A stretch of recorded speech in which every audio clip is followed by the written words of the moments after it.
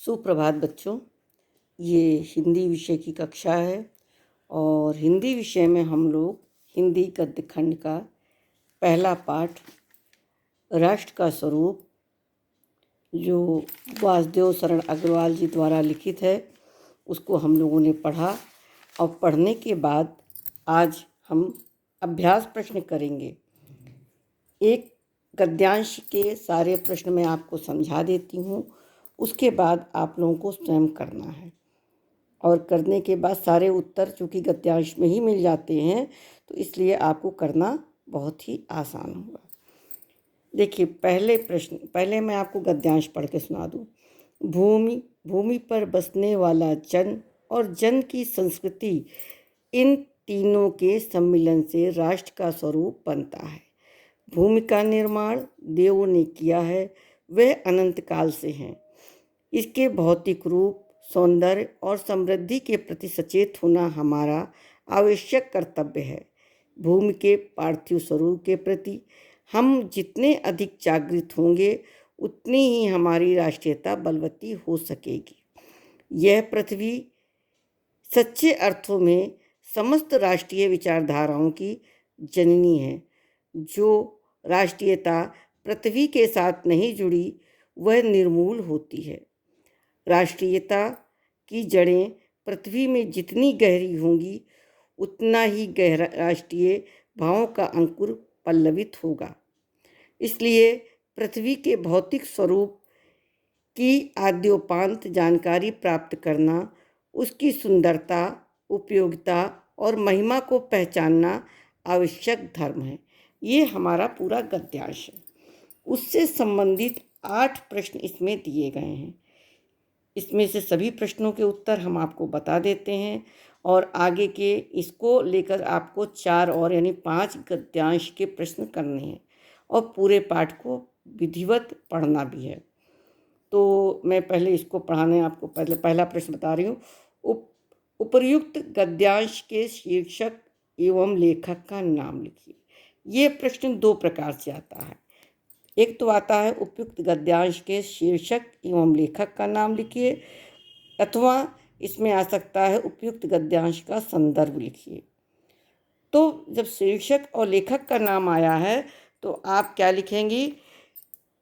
गद्यांश का शीर्षक डैश यानी लाइन खींचकर वासुदेव शरण अग्रवाल, सॉरी, लेखक का नाम, ये शीर्षक है राष्ट्र का स्वरूप और लेखक का नाम होगा वासुदेव शरण अग्रवाल। शीर्षक का नाम राष्ट्र का स्वरूप, लेखक का नाम वासुदेव शरण अग्रवाल। यदि संदर्भ लिखने को आता है तो आप कैसे लिखेंगी? प्रस्तुत गद्यांश हमारी पाठ्यपुस्तक हिंदी के गद्य खंड के राष्ट्र के स्वरूप नामक पाठ से लिया गया है। इसके लेखक वासुदेव शरण अग्रवाल जी हैं। ये पूरा संदर्भ हो जाएगा। दोनों प्रश्नों को उत्तर मैंने समझा दिया। प्रश्न नंबर 2 है, राष्ट्रभूमि के प्रति हमारा आवश्यक कर्तव्य क्या है? सारे प्रश्नों के उत्तर इतने गद्यांश में दिए हैं, केवल आपको पढ़ने की आवश्यकता है। राष्ट्रभूमि के प्रति हमारा आवश्यक कर्तव्य क्या है? देखिए, इसके भौतिक रूप, सौंदर्य और समृद्धि के प्रति सचेत होना हमारा आवश्यक कर्तव्य है। किसके? राष्ट्र के। तो आप क्या लिखेंगे? राष्ट्रभूमि के भौतिक रूप, सौंदर्य और समृद्धि के प्रति सचेत होना हमारा आवश्यक कर्तव्य है। प्रश्न का उत्तर उससे मिलना चाहिए। किस प्रकार की राष्ट्रीयता को लेखक ने निर्मूल कहा है? जो राष्ट्रीयता पृथ्वी के साथ नहीं जुड़ी है वह निर्मूल होती है, ये लेखक का कहना है। अथवा आप लिखेंगी, लेखक के अनुसार जो राष्ट्रीयता पृथ्वी के साथ नहीं जुड़ी है वह निर्मूल होती है। ठीक। तीसरा प्रश्न क्या है? पृथ्वी सच्चे अर्थों में क्या है? पृथ्वी सच्चे अर्थों में क्या है? पृथ्वी सच्चे अर्थों में समस्त राष्ट्रीय विचारधाराओं की जननी है। सारे प्रश्न के उत्तर इसमें दिए, कहीं मैं ढूंढ नहीं रही हूँ, लेकिन प्रश्न का उत्तर आपको सही ढंग से लिखना है। पृथ्वी सच्चे अर्थों में, ऐसा नहीं कि जो कहते हो आप उतार दीजिए, प्रश्न को पढ़िए उसके अनुसार उतारिए। ये पृथ्वी सच्चे अर्थों में समस्त राष्ट्रीय विचारधाराओं की जननी है। रेखांकित अंश की व्याख्या कीजिए। इसको हम आपको बाद में पढ़ाते हैं, पहले आपको सारे प्रश्न करा दें। भूमि का निर्माण किसने किया और कब किया? देखिए इसमें यही दिया हुआ है, भूमि का निर्माण देवों ने किया और वह अनंत काल से है। ठीक है, भूमि का निर्माण देवों ने किया है, वह अनंत काल से है। दोनों प्रश्न का उत्तर आपको इसमें मिलेगा। भूमि के पार्थिव स्वरूप के प्रति जागरूक रहने का परिणाम क्या है? ये देखिए, भूमि के पार्थिव स्वरूप के प्रति हम जितने अधिक जागृत होंगे उतनी ही हमारी राष्ट्रीयता बलवती हो सकेगी। ये इसका परिणाम है। किसके सम्मिलन से राष्ट्र का स्वरूप बनता है? पहले में दिया, भूमि पर बसने वाले जन और जन की संस्कृति। भूमि पर बसने वाले जन और जन की संस्कृति, इन तीनों के सम्मिलन से राष्ट्र का स्वरूप बनता है। ये सारे प्रश्नों के उत्तर एक साथ आपको इसी में मिल गए। अब यह है रेखांकित अंशों की व्याख्या कीजिए। रेखांकित अंश उसे कहते हैं जिसके नीचे रेखा खिंची रहती है। रेखांकित अंश को मैं पढ़ रही हूँ, उसको आप लोग समझिए। राष्ट्रीयता की जड़ें पृथ्वी से जितनी गहरी होंगी उतना ही राष्ट्रीय भावों का अंकुर पल्लवित होगा।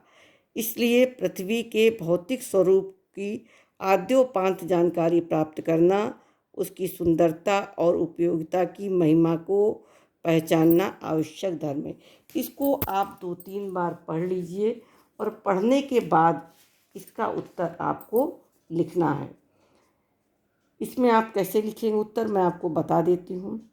लेखक कहते हैं कि वास्तव में हम पृथ्वी के गौरवपूर्ण अस्तित्व के प्रति अधिक सचेत रहते हैं, उतनी ही अधिक राष्ट्रीयता के बलवती होने की संभावना हो जाती है जितने हम सचेत रहते हैं।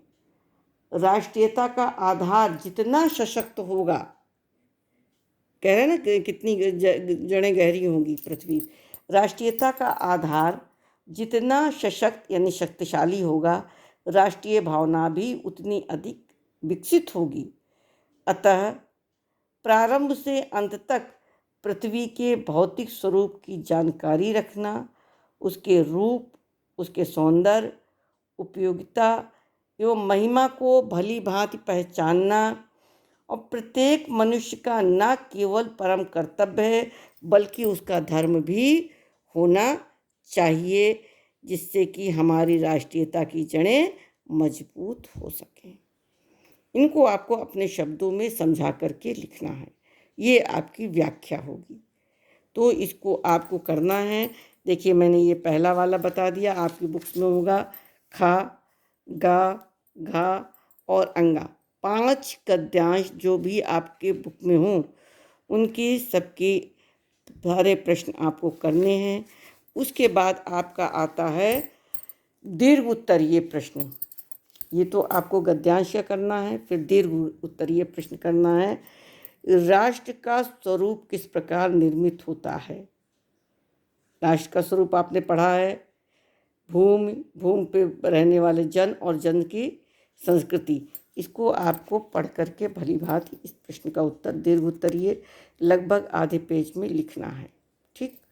दूसरा है वासुदेव शरण अग्रवाल के जीवन परिचय एवं कृतियों का उल्लेख कीजिए। ये आपको जीवन परिचय मैंने पढ़ाया है, उससे करना है। साहित्यिक परिचय आपको लिखना है और राष्ट्र के स्वरूप का सारांश अपने शब्दों में। निम्नलिखित सूक्तियों का संदर्भ व्याख्या कीजिए। तो मैं आपको एक संदर्भ की व्याख्या, एक सूक्ति की व्याख्या संदर्भ से ही समझा देती हूँ, बाकी आपको स्वयं करना है। पहले की केवल मैं समझा देती हूँ। पहला क्या है? भूमि माता है और मैं उसका पुत्र हूँ। तो सबसे पहले आप संदर्भ लिखेंगी, फिर प्रसंग लिखेंगी। संदर्भ कैसे लिखेंगी? प्रस्तुत सूक्ति प्रस्तुत सूक्ति हमारी पाठ्य पुस्तक हिंदी के गद्य खंड के राष्ट्र के स्वरूप नामक पाठ से लिया गया है। इसके लेखक वासुदेव शरण अग्रवाल जी हैं। ये सूक्त की संदर्भ हुआ। एक लाइन में आप प्रसंग लिखेंगी कि मनुष्य और पृथ्वी में पुत्र और माता का संबंध होता है। ये फिर आपको इसकी व्याख्या करनी है। व्याख्या आप कैसे करेंगी? लेखक कहते हैं कि पृथ्वी हमारे माता तुल्य होती है या माता तुल्य है, उसी से हमारे शरीर का निर्माण हुआ है। अतः उसकी सेवा करना हमारा परम कर्तव्य है। माता हमें जन्म देती है, प्यार करती है, हमारा पालन पोषण करती है। उसी प्रकार से ये पृथ्वी, ये धरती माता भी हमारा पालन पोषण करती हैं। इसलिए प्रत्येक नागरिक का प्रथम कर्तव्य होगा कि वे धरती को अपनी माता समझें और स्वयं को उसका पुत्र समझें। ये आप व्याख्या करके समझा देंगी और इस तरीके से आपको जितनी सूक्तियाँ हैं उन सब की व्याख्या करना है। संदर्भ भले ही आप एक बार लिखेंगी, लेकिन सबका प्रसंग और व्याख्या आपको हर बार करना है। और बच्चों, इसलिए मैं आपसे आग्रह करूंगी पूरा करिए कि जिससे कि आपकी बोर्ड परीक्षा में कौन सा आएगा आपको नहीं पता, इसलिए आप पूरा का पूरा करने का प्रयास करिएगा। इसके बाद ये अति लघु उत्तरीय प्रश्न हैं जिनके उत्तर एक एक लाइन में हैं। इन सबको भी आप करने का प्रयास करिएगा, इन सब का भी आप उत्तर कर दिएगा। धन्यवाद।